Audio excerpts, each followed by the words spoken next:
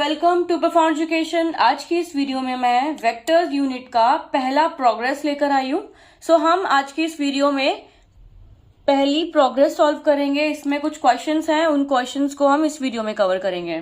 सो पहला जो सवाल है वो ये है कि इन यूनिट्स में से ये जो क्वांटिटीज हैं, इन क्वांटिटीज में हमें फाइंड आउट करना है कि कौन सी स्केलर है और कौन सी वेक्टर है। तो ये हम इस वीडियो के एंड में फाइंड आउट करेंगे। पहले दूसरे सवाल देख लेते हैं। तो यहां पे हमारे पास दूसरा क्वेश्चन है, proof that L square plus M square plus N square is equals to 1। ये हमें प्रूफ करना है कि L square plus M square plus N square is equals to 1 होगा। वेर ये हमें कह रहा है कि एल एम एन जो है वो डायरेक्शन कोसाइंस है एक वेक्टर के। हमने ये कॉन्सेप्ट अपनी वीडियो में कवर किया है ऑलरेडी कि डायरेक्शन कोसाइंस क्या होते हैं, हम उन्हें कैसे डिनोट कर सकते हैं। लेकिन फिर भी मैं आपको बता दूं, जैसे कि ये एक वेक्टर P है जो कि जिसके पास पोजीशन है एक्स वाई जेड। ये पॉइंट्स होंगे इस P के जो 3D प्लान में इस तरीके से डिनोट किया जा सकता है। हम इसको एक्स वाई जेड की फॉर्म में देख सकते हैं इस 3D प्लान में। अब जो ये वेक्टर है, ये वेक्टर ओरिजिन से हम फाइंड आउट कर सकते हैं इसका मैग्नीट्यूड, कि ये कितना दूर है, इसमें कितनी दूरी है इनके बीच में। साथ में ये प्लान में हमें ये भी मिलता है कि ये जो पोजीशन वेक्टर है ये क्या एंगल बना रहा है एक्स एक्सिस से, वाई एक्सिस से और जेड एक्सिस से, जिसको हम डिनोट करते हैं अल्फा, बीटा एंड गामा से। सो यहां पर हम यहाँ पे मेंशन कर रहे हैं कि if OP is equals to R vector, OP is a R vector या position vector, makes angles alpha, beta and gamma with positive direction of x, y and z axis respectively, then तो हम कह सकते हैं जो ये cos alpha होगा वो L होगा, cos beta M हो सकता है और cos gamma N हो सकता है। ये हमने ऑलरेडी पढ़ा हुआ है, लास्ट अपनी वीडियोस में देखा है हमने ये कि कैसे एलएमएन को हम डिनोट कर सकते हैं और हम इनको डायरेक्शन कोसाइंस भी कहते हैं। तो अपने पास हमने जस्ट मेंशन किया यहाँ पे कि L equals to cos alpha, M equals to cos beta and N is equals to हो गया कॉस गामा। अब हमारे पास यहाँ पे से फॉर्मूलाज कुछ आते हैं कि कॉस अल्फा क्या होता है। कॉस अल्फा हमें मिलता है यहाँ से एक्स बाय आर। ये भी हमने देखा था कि एक्स बाय आर हमें कैसे मिल रहा है। ऐसे ही कॉस बीटा होगा y by R and cos gamma होगा z बाय आर। और साथ में हमें इसी प्लान को सॉल्व करेंगे, जो ये हमें प्रूफ करना है, इसके लिए हम यहाँ पे मैग्नीट्यूड ऑफ वेक्टर भी फाइंड आउट कर सकते हैं। तो हमारे पास यहाँ पे क्या क्या है, कॉस एल्फा हम कह सकते हैं x by R and same as it is बाकी के कोसाइंस भी। और साथ में हम यहाँ मेंशन करेंगे कि so if P has coordinates, जो एक्स वाई जेड है वो उसके कोऑर्डिनेट्स है P के, देन x इक्वल्स टू हो सकता है r cos अल्फा। जैसे आप देखोगे तो अपने पास x के लिए क्या वैल्यू आएगी, हम इसको ये इसके साथ डिवाइड में है तो यहां जाके मल्टीप्लाई में हो जाएगा, तो x की वैल्यू हो जाएगी r cos alpha and r cos beta. y की वैल्यू हो जाएगी और z की हो जाएगी अपनी r cos गामा। अब हम एक्स वाई जेड की वैल्यू इसलिए निकाल रहे हैं क्योंकि हम इसके लिए मैग्नीट्यूड फाइंड आउट करने वाले हैं। तो मैग्नीट्यूड ऑफ पोजीशन वेक्टर क्या होता है, रूट में x square plus y square plus z square. तो इसलिए हम डायरेक्शन कोसाइंस को कंपेयर करके जो इनकी वैल्यू होती है एक्स बाय आर, उनसे हम कोऑर्डिनेट्स की वैल्यू फाइंड आउट कर रहे हैं एक्स वाई जेड, ताकि हम ये वैल्यूज पुट कर सकें अपनी फर्दर मैग्नीट्यूड वाले फॉर्मूला में। और हम उस फॉर्मूला का यूज क्यों कर रहे हैं, अगर आप देखोगे तो हमें प्रूफ करना है L square plus M square plus N square is equals to 1, और जिसको हम फाइंड आउट जो कि कुछ मैग्नीट्यूड की तरीके से निकल सकता है। तो अपने पास आ गई ये वैल्यूज। अब अपने पास फॉर्मूला है पोजीशन वेक्टर आर का, root x square plus y square plus z square. अभी ये वैल्यूज जो अपने पास आई है इनको हम पुट कर लेंगे x y z x values variables के अंदर। तो यहाँ पे हमने वैल्यूज पुट करने से पहले, हम वैल्यूज पहले या बाद में भी पुट कर सकते हैं, लेकिन उससे पहले मैंने यहाँ पे स्क्वायरिंग बोथ साइड्स किया है ताकि ये रूट यहाँ से हम हटा दें, क्योंकि प्रूफ जो करना है वो रूट में नहीं है, तो इसलिए मैंने स्क्वायरिंग बोथ साइड किया। तो अपना इसको हम लिख सकते हैं आर वेक्टर, आर का भी स्क्वायर होगा बोथ साइड हम कह रहे हैं। यहां पर दो बारी से लिखने का मतलब है कि इसको हम आर भी लिख सकते हैं एंड इस तरीके से मैग्नीट्यूड फॉर्म में भी लिख सकते हैं। तो ये हो गया R equals to this, both side मतलब ये एक लेफ्ट साइड है, ये राइट साइड है, ये हम इसको और करके लिख रहे हैं। सो आप अपने एंड पर इसको क्लियरली देख सकते हैं कि यहां पर ये इसका स्क्वायर होगा एंड इसका स्क्वायर होगा। अब रूट के लिए जो वैल्यू होती है वो 1/2 होती है।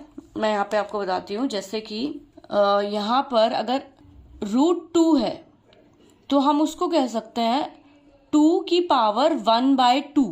सो अगर मैं √2 का स्क्वायर करती हूं तो हम कहेंगे कि 2 की पावर 1/2 का स्क्वायर, तो ये हो जाएगा, ये 1/2 से मल्टीप्लाई होगा तो 2 1/2 इंटू में 2 होगा, ये 1/2 है तो 2 से 2 कैंसिल हो गया, तो अपने पास आया सिर्फ 2। तो इसी तरीके से जैसे आप किसी रूट का स्क्वायर करोगे तो हमारे पास वही आएगा, सिर्फ रूट हट जाएगा। तो इसलिए ये हो जाएगा x² + y² + z², और ये हो जाएगा r²।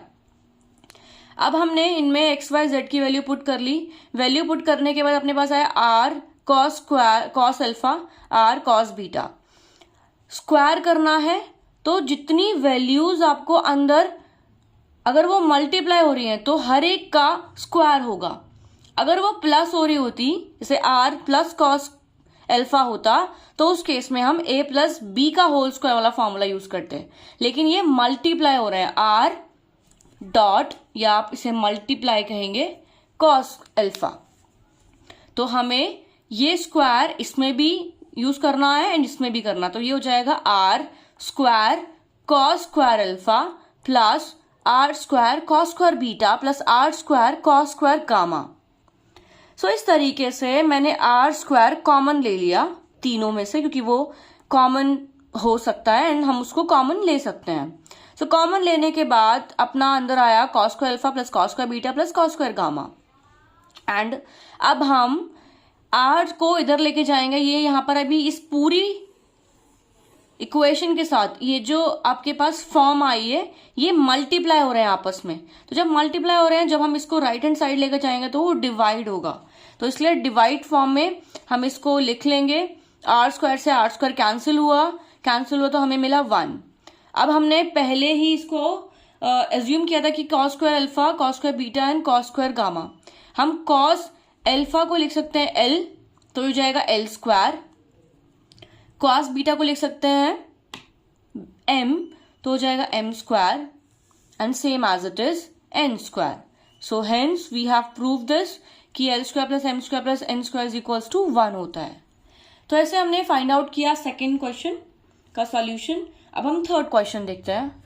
सो थर्ड क्वेश्चन है, proof that in a triangle ABC, हमें प्रूफ करना है ये एक ट्रायंगल ABC में AB vector plus BC vector plus CA vector equals to होगा 0। सो हमें पता है ट्रायंगल ऑफ वेक्टर एडिशन क्या होता है। ट्रायंगल ऑफ वेक्टर एडिशन कहता है AB vector plus BC vector equals to होगा AC वेक्टर के। तो हम इसको किस तरीके से देख सकते हैं, AB वेक्टर BC वेक्टर, अब इनका एडिशन, इन दोनों वेक्टर्स का एडिशन जो कि हो जाएगा AC वेक्टर। तो ये हो गया ट्रायंगल ऑफ वेक्टर एडिशन। तो यहां पर हम डायरेक्टली इसको ट्रायंगल ऑफ वेक्टर एडिशन से सॉल्व कर लेंगे। This is very very easy.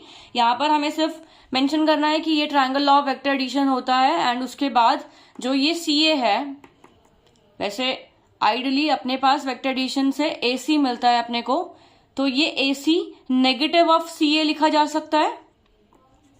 हमने देखा था नेगेटिव वेक्टर, तो उस केस में ये हो जाएगा minus of AC, I mean CA। तो AC को हम लिख सकते हैं -CA vector. So AC is minus of CA vector. उसकी डायरेक्शन इस तरफ हो जाएगी, लेकिन हम डायरेक्शन से हमारा इसमें कोई लेना देना नहीं है, हमें मेन प्रूफ करना है। तो हम इसलिए इसको CA कर रहे हैं, नेगेटिव ऑफ CA वेक्टर कर रहे हैं। लेकिन ये नेगेटिव कैसे डिनोट करता है, ये इसकी डायरेक्शन बता रहा है, इसलिए मैंने आपको बताया कि इसकी डायरेक्शन इस तरफ हो जाएगी। अभी क्या है, AC की तरफ डायरेक्शन है इसकी, A से C जा रहे हैं, लेकिन जब C हो जाएगा, नेगेटिव ऑफ C हो जाएगा CA। सो नाउ हमें मिला यहाँ पे AB plus BC plus CA equals to 0। इस राइट हैंड साइड वाली वैल्यू को मैं लेफ्ट हैंड साइड ले गई तो ये नेगेटिव से पॉजिटिव हो जाएगी। So hence we have prove this. इस तरीके से हमने थर्ड क्वेश्चन भी सॉल्व कर लिया। अब फोर्थ क्वेश्चन देखते हैं। सो अपने पास फोर्थ क्वेश्चन है, find the magnitude and direction of the position vector of point P 1 -1 √2। ये आपको सिंपली कह रहा है कि मैग्नीट्यूड फाइंड आउट करना है और डायरेक्शन फाइंड आउट करनी है। एक पोजीशन वेक्टर है P, उसकी, एंड उस P के लिए हमें वैल्यू, उसकी पोजीशन हमें कोऑर्डिनेट्स गिवन है 1 -1 एंड √2 x y z। तो डायरेक्टली हम लोग उसमें पहले मैग्नीट्यूड फाइंड आउट कर लेंगे। मैग्नीट्यूड का फॉर्मूला होता है √x² + y² + z²। हम यहाँ पे OP से डिनोट कर रहे हैं उसको। O ऑरिजिन से हम शुरू करते हैं, O ऑरिजिन से वैल्यू P तक, इसको हम डिनोट कर रहे हैं, इसलिए OP वेक्टर। एंड इस OP वेक्टर को हम पोजीशन वेक्टर R से भी डिनोट करते हैं, जो कि हम अभी तक जनरलाइज फॉर्म में डिनोट करते आए हैं, जो कि हमने फॉर्मूला में भी देखा था। तो इसलिए सिंपली हम इसको R वेक्टर भी लिख रहे हैं। आप चाहे तो उसको नहीं भी लिखेंगे तो भी चलेगा। सो इक्वल्स हो जाएगा √x² + y² + z²। अब हम x y z की वैल्यू पुट कर लेंगे। ये हो जाएगा 1² + -1² प्लस √2 का स्क्वायर। √2 मैंने आपको बताया था, जो अंदर वैल्यू होगी वो हमें बाहर मिल जाएगी, तो स्क्वायर हट जाएगा, आई मीन रूट हट जाएगा, तो जाएगा 2 1 एंड 1। -1 2 टाइम्स मल्टीप्लाई होंगे तो वो +1 हो जाएंगे। -1 इंटू में -1 स्क्वायर, मतलब क्या कि -1 की वैल्यू 2 टाइम्स मल्टीप्लाई हो रही है। सो ये हो जाएगा -1 इंटू -1, माइनस कैंसिल, तो अपने को मिला पॉजिटिव का 1। तो इसलिए मैंने यहाँ पे इसको पॉजिटिव का 1 लिखा है। मिलेगा अपने को यहाँ से 4। अब इसका स्क्वायर रूट क्या होगा, 2, तो अपने को स्क्वायर रूट मिला 2। तो ये आ गया अपना magnitude of that position vector. Now we have to find direction of that position vector. So direction हमें पता है, डायरेक्शन हम कैसे फाइंड आउट कर सकते हैं। अपने पास किस फॉर्म में है अभी, एक तो R अपने को मिल गया, ये एक पोजीशन वेक्टर R अपने को मिल गया है। तो फॉर्मूला अपने पास लगता है कोसाइन जो एंगल्स अपने को है कि cos alpha, cos beta and cos gamma. तो वो क्या है, cos अल्फा होता है x/r, cos बीटा होता है y/r एंड cos गामा होता है z/r। तो r की वैल्यू अपने को मिल गई है एंड x की वैल्यू अपने पास ऑलरेडी है, तो इससे हम एंगल्स फाइंड आउट कर लेंगे। तो एंगल्स फाइंड आउट कर लेते हैं। तो यहाँ पे x की वैल्यू है 1, r की वैल्यू है 2, तो इसलिए हमने इसको 1/2 लिख लिया। तो ये हो जाएगा अल्फा की वैल्यू cos इनवर्स ऑफ 1/2। तो एंगल, अगर हम वो टेबल याद करें जो टेबल हमने अपनी इनिशियल वीडियोस में देखी थी वेक्टर की, जिसमें मैंने सारे एंगल्स नोट किए थे कि इस cos 45 डिग्री में एंगल, आई मीन क्या वैल्यू होती है, और 90 डिग्री में, 60 डिग्री में। तो उस तरीके से π/3 हमें मिल गया। 1/2 कब होती है, π/3 में होती है ये वैल्यू। ऐसे ही मैंने बीटा भी फाइंड आउट कर लिया है एंड गामा भी फाइंड आउट कर लिया है। अगर आपको इसमें कोई भी डाउट है तो आप हमें कमेंट्स कर सकते हैं, हम इसके लिए और एक वीडियो शूट कर सकते हैं, आई मीन कि ताकि जिनको प्रॉब्लम है एंगल समझने में, उन एंगल्स को हम एक बारी और देख लेंगे अपनी वीडियो में। सो ये हो गया इसके लिए डायरेक्शंस। तो इतना ही हमें फाइंड आउट करना है। अगर क्वेश्चन में आता है मैग्नीट्यूड फाइंड आउट करना, तो मैग्नीट्यूड का फॉर्मूला लगा के फाइंड आउट कर सकते हैं अगर आपको पोजीशन वेक्टर गिवन है तो। साथ ही वो डायरेक्शन फाइंड आउट करने के लिए बोला तो मतलब आपको एंगल्स फाइंड आउट करने हैं उसके। तो एंगल्स हमने फाइंड आउट कर लिए हैं, alpha, beta and gamma. Next question देखते हैं। सो यहाँ पर नेक्स्ट क्वेश्चन हमारे पास है, if the position vector of the point P एक पॉइंट है, position vector of the point P हमें गिवन है पोजीशन वेक्टर, मतलब कि R क्या है, उसका मैग्नीट्यूड 5। तो हमें फाइंड आउट क्या करना है, x की वैल्यू। अब ये x की वैल्यू किधर है, ये वेरिएबल आपका x कोऑर्डिनेट है, इस पी पॉइंट का एक्स कोऑर्डिनेट एक वेरिएबल है जिसकी वैल्यू हमें फाइंड आउट करनी है, और हमें पोजीशन वेक्टर दिया हुआ है 5, पोजीशन वेक्टर का मैग्नीट्यूड दिया हुआ है 5। तो हम डिनोट कर सकते हैं मैग्नीट्यूड पोजीशन वेक्टर को इस तरीके से, ये कह सकते हैं हम। तो अपने पास आर की वैल्यू है, फॉर्मूला वाई यूज करेंगे, position vector y is equals to root x square plus y square plus z square, and R की वैल्यू क्या है 5, वही हम यहाँ पे ऐड कर लेंगे, पुट कर लेंगे, एंड उसके बाद एक्स वाई जेड की वैल्यू पुट करेंगे, तो ये हो गया एक्स स्क्वायर प्लस 9, 0 का स्क्वायर करके 0 ही मिलेगा, तो ये हो गया 3 इंटू 3 9 एंड एक्स का स्क्वायर ही। अब हम स्क्वायर बोथ साइड्स कर लेते हैं ताकि हम इनको साथ में सॉल्व कर सके और ये रूट यहां से रिमूव हो जाए। तो स्क्वायरिंग बोथ साइड्स करने पे मुझे मिला 5 का स्क्वायर और ये रूट तो यहां से हट गया, तो इस तरीके से दिखेगा आपको x square plus 9 is equals to 25। अब इस 25, ये जो कॉन्स्टेंट्स हैं इनको साथ में सॉल्व कर सकते हैं हम, तो 25 यहां पर है एंड ये पॉजिटिव ऑफ 9 है जो कि राइट हैंड साइड जाएगा इसके बाद सॉल्व होने के लिए, तो ये नेगेटिव ऑफ 9 हो जाएगा। तो अपने पास 25 माइनस 9 आएगा 16, एंड एक्स स्क्वायर की वैल्यू हम कैसे फाइंड आउट कर सकते हैं, इसका स्क्वायर रूट हम फाइंड आउट कर लेंगे। सो अपने को मिला positive of 4 and negative of 4। जब भी एक, मैंने ये बताया था पहले वीडियोस में कि जब भी आपकी वैल्यू स्क्वायर से आपको फाइंड आउट करनी है तो उस केस में आपको दोनों ही केस के लिए, दोनों ही नेगेटिव एंड पॉजिटिव वैल्यू के लिए स्क्वायर रूट लिखना होगा। तो हमारे पास यहाँ पे क्या वैल्यू है, पॉजिटिव ऑफ 4, इस रूट 16 की जो वैल्यू है वो है प्लस का 4 एंड माइनस का 4। तो ये हमारा फाइनल आंसर है। इस पॉइंट पे एक्स की वैल्यू हो सकती है माइनस का 4 भी और प्लस का 4 भी। अब बात करते हैं ये लास्ट क्वेश्चन की जो हमने शुरू किया था। पहला सवाल था अपना, हमें इन क्वांटिटीज को फाइंड आउट करना है कि ये वेक्टर है या स्केलर है, या फिर कौन सी वेक्टर है और कौन सी स्केलर है, या दोनों भी हो सकती है। ये डिस्कशन हम करने वाले हैं अभी इस वीडियो में। पहला है, पहली क्वांटिटी अपने पास है डिस्टेंस। डिस्टेंस क्या होता है, एक जगह से हमने शुरू किया और हम दूसरी जगह पे आके रुक गए, तो वहां से वहां तक का जो भी लेंथ होगी उसे हम डिस्टेंस कहेंगे। We can say the amount of space between two places और thing is a distance. Distance क्या है बेसिकली, डिस्टेंस से पहले हम वेक्टर और स्केलर का एक फटाफट से याद कर लेते हैं, रिकॉल कर लेते हैं कि वेक्टर्स क्या होती है जिसमें मैग्नीट्यूड और डायरेक्शन दोनों होता है, ऐसी क्वांटिटीज, और स्केलर में जिसमें सिर्फ मैग्नीट्यूड होता है। तो डिस्टेंस से हमें क्या समझ में आ रहा है कि यहां पर सिर्फ मैग्नीट्यूड इन्वॉल्व है, यहां पे कोई डायरेक्शन नहीं है। हम यहाँ पे ये नहीं बोल रहे कि इस पेन से इस पेन तक का क्या डायरेक्शन है, इनकी कोई डायरेक्शन नहीं है। जो ये इनके बीच में स्पेस है, इनके बीच में कोई डायरेक्शन नहीं है। यहां पर हम इसको कैलकुलेट कर सकते हैं कि इनके बीच में कितना डिस्टेंस है, कि इनका कितना लेंथ है, इनकी मैग्नीट्यूड कितनी है। तो इस तरीके से हमें पता चला कि जो डिस्टेंस है, डिस्टेंस क्वांटिटी है, वो एक स्केलर क्वांटिटी होगी। देन सेकेंड अपने पास है फोर्स। फोर्स क्या होता है, हम समझते हैं हमेशा ही कि पुश और पुल करना किसी ऑब्जेक्ट को।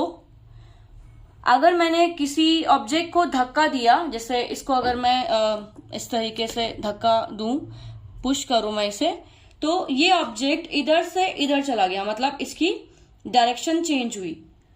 तो डायरेक्शन चेंज हुई, साथ में इस ऑब्जेक्ट का मास इधर से इधर गया अपने पास, जैसे ये इधर था एंड ये सेम चीज मास, इसका जो वेट है वो इधर से इधर गया।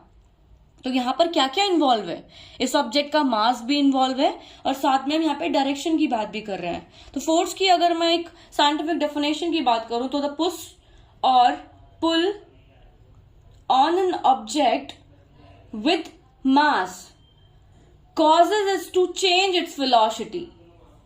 तो यहां पर इसकी वेलोसिटी भी चेंज हो रही है। ये ज्यादा बड़ा डिस्कशन हम नहीं करेंगे, सिर्फ हम इसको इस तरीके से ही समझते हैं कि फोर्स के साथ अपना मैग्नीट्यूड भी इन्वॉल्व होता है एंड डायरेक्शन भी इन्वॉल्व होती है। तो इस केस में ये एक वेक्टर क्वांटिटी होगी। नाउ नेक्स्ट है अपना वेलोसिटी। तो वेलोसिटी है, वेलोसिटी और स्पीड का डिस्कशन हमने ऑलरेडी किया हुआ है अपनी इनिशियल वीडियोस में जब हमने वेक्टर शुरू किया था, तो वेक्टर वेलोसिटी और स्पीड हमें क्लियरली पता है कि वेलोसिटी अपनी एक वेक्टर क्वांटिटी है और साथ में जो अपनी स्पीड है वो एक स्केलर क्वांटिटी है। सो इस तरीके से अपने पास डिस्टेंस, फोर्स एंड स्पीड, इनके लिए फाइंड आउट हो गया कि क्या ये वेक्टर्स कौन से है, कौन सी स्केलर है। ये आपका स्केलर क्वांटिटी है, ये है वेक्टर क्वांटिटी, ये भी एक वेक्टर क्वांटिटी एंड ये है स्केलर क्वांटिटी। टेम्परेचर हम सभी को पता है, टेम्परेचर क्या होता है, हम इससे मेजर ये एक फिजिकल क्वांटिटी है जिससे हम फाइंड आउट कर सकते हैं कितनी जो पदार्थ है वो कितना गर्म है और कितना ठंडा है।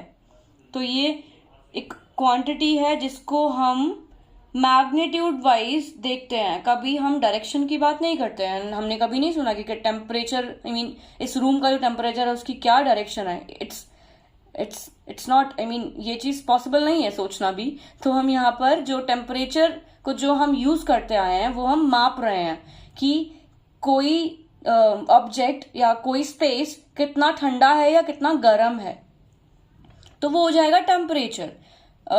वो होगा अपनी टेम्परेचर वाली क्वांटिटी जो कि एक स्केलर क्वांटिटी है। सो ये हो गया स्केलर। लेंथ हमें क्लियरली पता चल रहा है कि एक स्केलर क्वांटिटी है।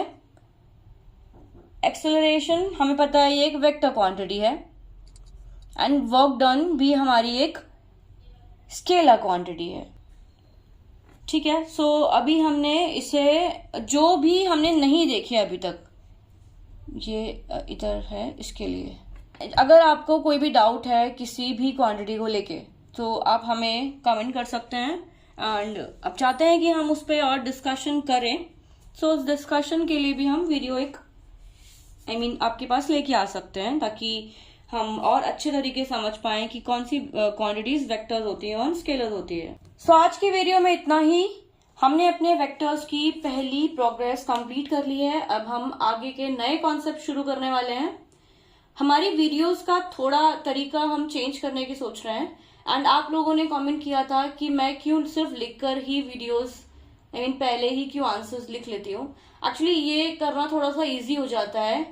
अगर आप लाइव वीडियोस देखना चाहते हैं तो उसके लिए हम जरूर आगे प्लान करेंगे कि कुछ सेशंस ऐसे रखें जहां पर आप लाइव चीजें समझ पाएं कि किस तरीके से मैं पहले से नहीं करके एंड देन आपके सामने उसे सॉल्व करूं। समटाइम्स कुछ मिस्टेक्स भी हो जाती हैं इसे करते हुए कि कोई माइनस एंड प्लस की मिस्टेक हो गई या फिर मैंने कोई चीज मेंशन नहीं करी जो करना जरूरी होता है। तो इसके लिए आप यही कर सकते हैं कि जो मैं कॉन्सेप्ट समझाने की कोशिश कर रही हूँ उसे आप समझिए। अगर उसमें कोई डाउट लग रहा है तो उसके लिए हम डिस्कशन कर सकते हैं फर्दर। लेकिन जो ये नोट्स हैं ये मैं पहले से ही लिख लेती हूँ ताकि ये मेरे को इजी हो जाता है एंड अपने शेड्यूल से थोड़ा सा टाइम निकालना और इजी हो जाता है। एंड अगर मैं इसको डायरेक्टली लिख कर करती हूँ तो भी ये पॉसिबल है। तो मैं ट्राई करूंगी कि आगे कुछ ऐसे क्वेश्चंस, जैसे कि आपने लास्ट वीडियोस में देखा भी होगा कि मैंने कहीं कहीं पे पहले से नहीं लिखे हैं आंसर्स, जहां पर मैं आप लोगों के सामने आंसर सॉल्व करने का ट्राई कर रही हूँ। सो इस तरीके की क्वेश्चंस हम सॉल्व करेंगे आगे भी, लेकिन जहां पर जरूरी होगा सिर्फ वहीं पे। ये प्रूव वाले क्वेश्चंस या इस तरीके के जो कॉन्सेप्चुअल क्वेश्चंस हैं जो डिस्कशंस में आते हैं, इनको मैं पहले से ही लिख लूंगी। और अगर फिर भी आपको कोई डाउट है तो प्लीज आप हमें कमेंट्स कीजिए। हमारी ईमेल आईडी आपके पास है, हम इंस्टाग्राम पे हैं, हम फेसबुक पे हैं। सो हमारे साथ कनेक्ट कीजिए एंड हम कोशिश करेंगे कि हम अपनी वीडियोस और इम्प्रूव कर पाए। Thank you. तो हमारी वीडियोस पसंद आई है तो लाइक करें, हमारी आगे आने वाली वीडियोस में अपडेट रहने के लिए सब्सक्राइब करें और दोस्तों अगर आपके कुछ सजेशंस हैं तो हमें कमेंट करें। Thank you.